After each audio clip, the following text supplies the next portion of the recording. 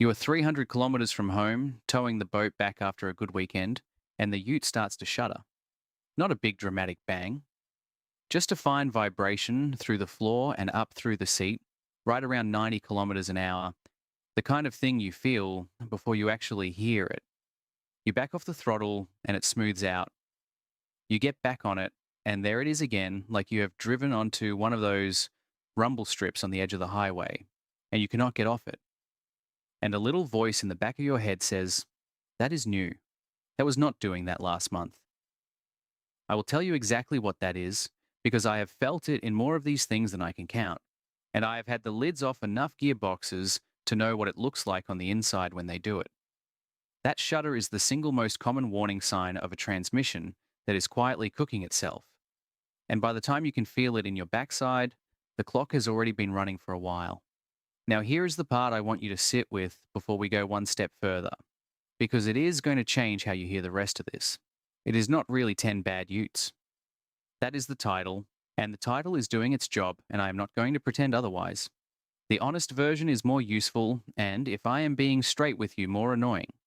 What we actually have is a handful of very specific engine and gearbox and year combinations that genuinely carry a weak transmission, plus one bad idea that got quietly bolted into nearly all of them, wearing 10 different badges. Once you can see that one idea for what it is, you will never look at a used ute the same way again. And you will save yourself the kind of repair bill that makes grown tradies go very quiet in the driveway. I'm not here to scare you off utes. I love them. A good one is one of the most honest machines you can own. But I am also not going to stand here and tell you they are all bulletproof, because that is what the bloke selling you one wants you to believe, and it is not true. So let me show you what is really going on inside these gearboxes, and then we will go through the ones I would want you to walk into with your eyes wide open. Stay with me all the way to the end, because the last one on this list is the trap almost nobody sees coming. And it is not an old ute at all. Let me give you the one idea first, because it is the thread that runs through this whole thing. Almost every automatic in a modern ute has a part called a torque converter, and inside that converter is a little clutch. They call it the lockup clutch. Forget the name, here is what it is actually doing. At low speed, the converter lets the engine and the gearbox slip against each other, nice and smooth, like a fluid handshake, but slipping wastes fuel and makes heat. So once you are cruising, that little clutch clamps the two halves together solid, for efficiency, lockup. And that clamping surface is a friction material, like a brake pad, and it lives its whole life bathed in the transmission fluid. So here is the chain, and it is the same chain in nearly every one of these. The fluid gets old, or it gets hot from towing, or both. Old hot fluid stops protecting that little clutch. The clutch starts to slip when it should be gripping on and off many times a second. That slipping is the shudder you feel through the seat, and that shudder makes even more heat, which cooks the fluid worse, which wears the clutch faster, which throws grit through the rest of the box. It is a spiral, and it feeds itself. Catch it at the shudder, and it might be a fluid job and a converter. Ignore it, and it eats the whole gearbox, and you are looking at a rebuild that starts around $4,000 and climbs from there. Now hold that picture, because the two utes everybody swears are unkillable, the Toyota Hilux and the Isuzu D-Max, will do that exact shudder too if you cook the fluid long enough. The difference is they are built with a bit more margin, and the box is one you can actually service properly, so they take the abuse and shrug. The ones I am about to go through either have a real design weak spot on top of all that, or they are sealed boxes with no margin left to give. That is the honest line between them. Right, let me get into it. Number one, and I am starting here because it is the one I get asked about the most. The Ford Ranger, the first shape, built from about 2011 through to 2016 with the 6-speed automatic. Understand, the Ranger itself is a genuinely good ute. That is not the problem. The problem is that 6-speed auto and its torque converter, and specifically that lockup clutch we just talked about. There is a shudder these develop right around 60 kilometers an hour that transmission blokes in this country know so well they can diagnose it over the phone. And it does not stop at a shudder. These converters have a habit of letting go completely just after the odometer clicks past 100,000 kilometers, which if you think about the maths, is right about the time the factory warranty has waved goodbye. I have read the mechanic reports on these. There is one owner whose converter died on a simple trip up the coast, no towing, and the report literally put the failure down to the design of the thing. His bill to rebuild it properly with the upgraded parts was $8,500. Ask any transmission shop in Australia about an early auto Ranger and watch their face. They will tell you to budget for an upgrade the day you buy one. That should tell you everything. Number 2 is the Ranger with a different badge on the front, and this is where honesty matters. The Mazda BT 50, the version sold from about 2011 to 2020. Now, a lot of people will tell you the Mazda is somehow the sensible cousin, and I get why. Mazda has that reputation. But underneath, that BT 50 and that Ranger were developed together on the same bones, with the same driveline. It is the same 6-speed auto, the same converter, the same friction material, the same shudder. Badge engineering cuts both ways. When two Utes are mechanically the same truck, the good bits carry across, and so do the faults. So do not pay a reliability premium for the Mazda expecting a different gearbox, because it is the same gearbox. Sometimes a particular BT50 has survived better than a particular Ranger, and that is worth understanding too, because it is not the badge doing it. It is that this one got driven a bit gentler, or towed a bit less, or by pure luck had its fluid changed by an owner who did not believe the sticker. The design ceiling is identical. Which of the two last comes down to how it was treated, not what is written on the tailgate. So check it exactly the way you would check the Ranger. Feel for that same shudder and let the service history do the talking, not the brand. Number 3, the Holden Colorado, the model that ran from about 2012 to 2020. This one has the General Motors 6-speed auto behind that 2.8-litre diesel, and it has become the poster child for the shudder we have been describing. Owners describe it perfectly. It feels like the road surface suddenly turned to corrugations, right at cruising speed. That is the lock-up clutch giving up. And Holden knew. In 2017, they recalled more than 10,000 of these Utes over a transmission software problem that could cause the thing to shift and slip. But the software was only ever half the story. When a workshop over here actually pulled one of these boxes fully apart to find the real cause, what they found was a worn valve inside the box that was killing the converter. Which means the trap people fall into is this. They feel the shudder, they pay for a new torque converter, they drive away happy, and a few months later it comes back. Because the valve that killed the first converter is still in there, quietly killing the second one. On these, if it has not been sorted properly, you are on borrowed time from around 110,000 kilometers. Number 4, the Mitsubishi Triton, and specifically the model built from about 2009 to 2015 with the automatic. I want to be fair because the Triton before, it was a genuinely tough thing, and the Tritons after it settled down. But that particular generation of auto earned a hard reputation, and it earned it honestly. The failure people describe is genuinely alarming. You are sitting on 100 kilometers an hour on the freeway, and the box suddenly drops itself down into second, or even first, with no warning. That is not a comfort issue. That is a safety issue with a caravan behind you. It clunks going into reverse, it throws itself into limp mode, and a good used replacement box for one of these runs around $4,000 if you can find one with low kilometers.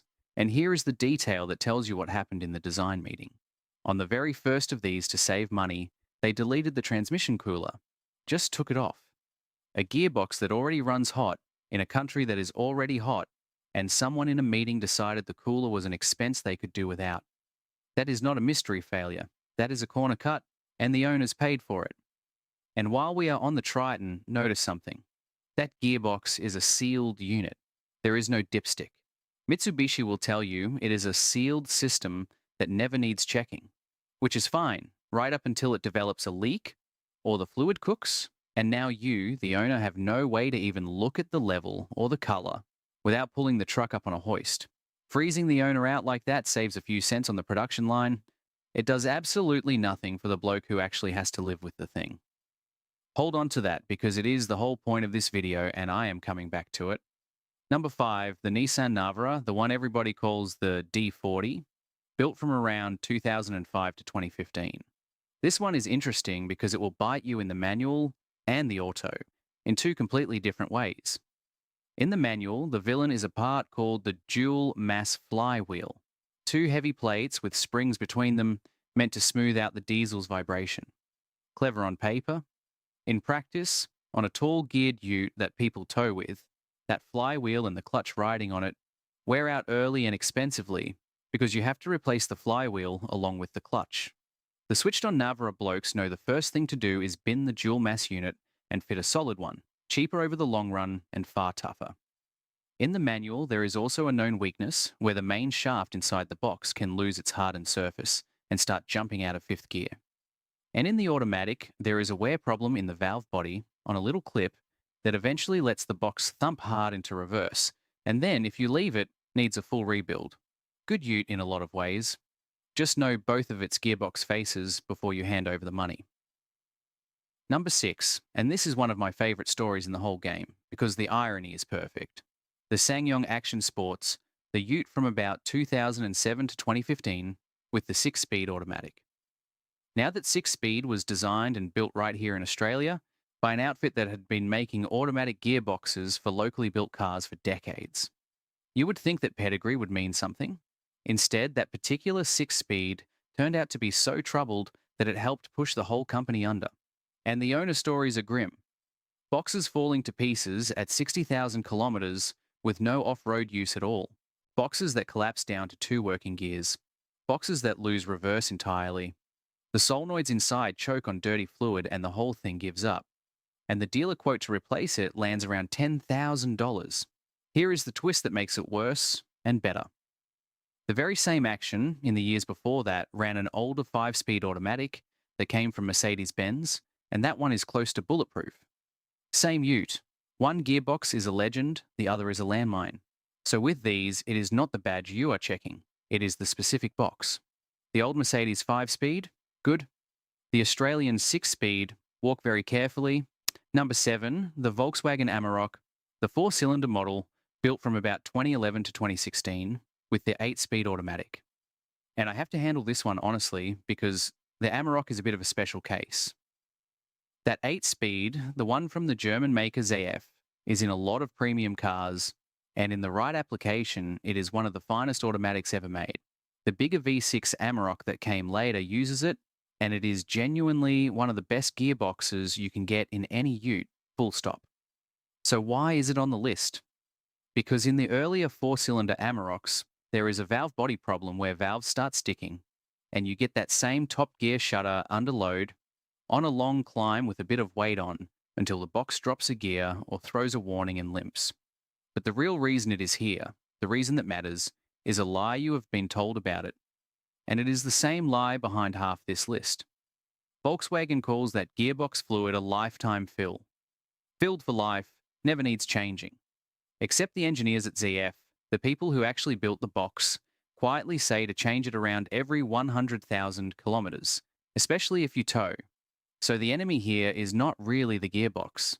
The gearbox is good. The enemy is the sticker on it that told you to leave it alone until it killed itself. Sit with that one, because I am about to make it the whole point. Number 8, and this is the budget end, the Great Wall V240, sold from about 2009 to 2016. Now, I am not going to kick a cheap ute just for being cheap. That is lazy. Let me be fair about what it actually is. It was built hard down to a price, on an old licensed Mitsubishi engine, on bones borrowed from a much older design, and it only came as a manual. And the gearbox reflects that budget honestly. Owners report the shaft bearings inside not coping, a grinding on the overrun, a shifter that goes sloppy. But here is the thing that actually makes it a problem, and it is not really the gearbox at all. It is what happens after the gearbox breaks. Parts supply for these got very thin, and finding a mechanic with the right knowledge and the right tools got harder still. So a fault that would be a straightforward fix on a mainstream ute can turn into a truck that just sits there.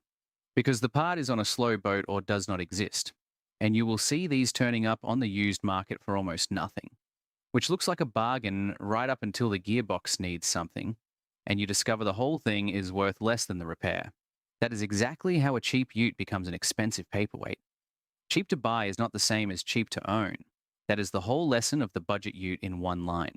Number 9, the LDV T60, the earlier model from about 2017 to 2021, with the 6-speed automatic. This is the modern budget Chinese ute. And it is a fascinating machine because it is a parts bin special in the best sense, an Italian designed engine that is closely related to the one in that Colorado we already talked about. A Belgian designed automatic, a Korean built manual, all bolted together. The trouble is that 6-speed auto. Owners report a harsh shift and a real shudder on the downshift, coming back from third to first as you slow down. And when they take it to the dealer, they get told it is normal. It is not normal, it is the box. And the reason dealers wave people away is that they barely get paid to fix these under warranty, so they would rather tell you to live with it. The manual has its own issue, the clutch wearing out as early as 40,000 kilometers, which is not covered because a clutch is a wear item. Now, to be fair, and I always want to be fair, the newer T60, the one from 2022 on, switched over to that good German 8-speed, which is a big step up. But even that newer one has owners complaining it downshifts rough and hesitates off the line. So the platform got better, it did not get perfect. And number 10, this is the trap I promised you, so lean in. Because the obvious lesson you might take from everything I have just said is simple. Just buy the newest one. Buy the latest Ranger, the one with the 10-speed automatic, because surely 10 gears and a fresh design has all this sorted. And I am telling you gently that more gears is not more better. That 10-speed, built jointly by Ford and General Motors, is a hugely complex box. And owners of these run into harsh shifts from cold, the thing holding onto low gears when it should not, gremlins in the adaptive learning after something as simple as a battery change, and overheating when you tow. And it takes a very specific, very expensive fluid that most people never change, because, say it with me, they have been told it is basically sealed and maintenance-free.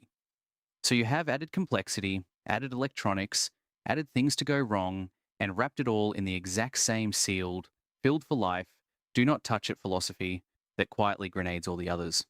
The newest Ute is not automatically the safe bet. It is often just the same bad idea with more moving parts. So let me pull the thread all the way through now, because this is the part that actually matters. Go back and look at what actually killed nearly every one of those gearboxes. It was not really the badge. Nissan, Ford, Holden, Mitsubishi, Volkswagen, none of them made a gearbox that was designed to fail on purpose. What got them was heat and old fluid in a box you were told to leave alone, filled for life, sealed for life, no dipstick, maintenance-free. Those words are on almost every one of these, and I want you to see them for what they are because there is money hidden in them. Here is the honest logic of it, and it is not some grand conspiracy. It is quieter and more ordinary than that. When a car maker tells you a gearbox is filled for life, whose life do you think they mean? Not the life of the Ute, the life of the warranty. They have done the sums. That fluid will comfortably survive the years and the kilometers they have to cover you for, with an acceptable number of failures on their books. What happens after that when the fluid finally breaks down at 140, 160,000 kilometers and the box starts to shudder? That is not on their ledger anymore. That is on you. And there is no money in a person changing their own fluid every so often for the price of a decent lunch.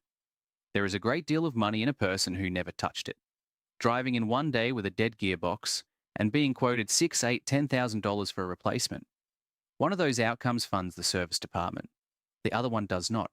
You do the maths on which one the sticker is designed to produce. And it goes a layer deeper than just the fluid, and this is the bit that genuinely gets under my skin. They took the dipstick away. Think about what that actually does. For 100 years, any owner who cared could pull a dipstick, look at the color of their transmission fluid, have a smell of it, and know. Bright and red, good. Dark and burnt, get it looked at. That was you, being able to look after your own machine for free with your own two hands. Sealing the box and deleting the dipstick does not make the gearbox better. It makes it cheaper to build by a few cents, and it makes you blind.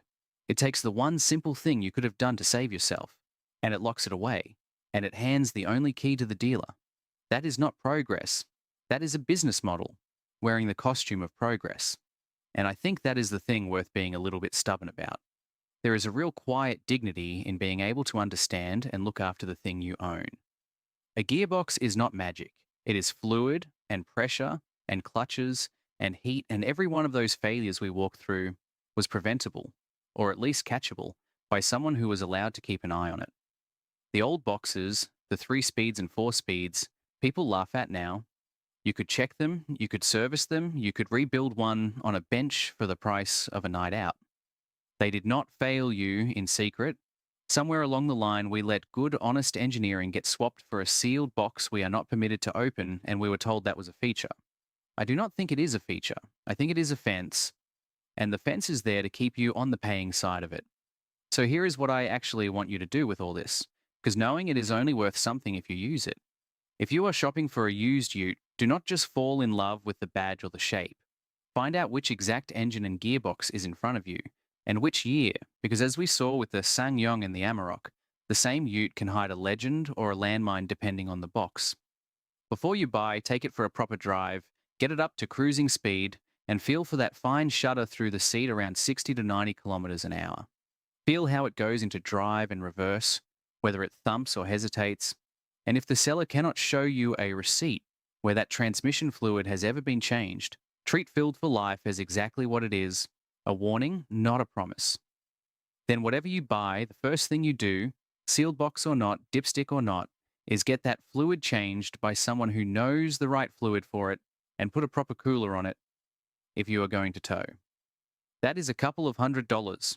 It is the cheapest insurance you will ever buy, and it is the exact thing they engineered you out of doing.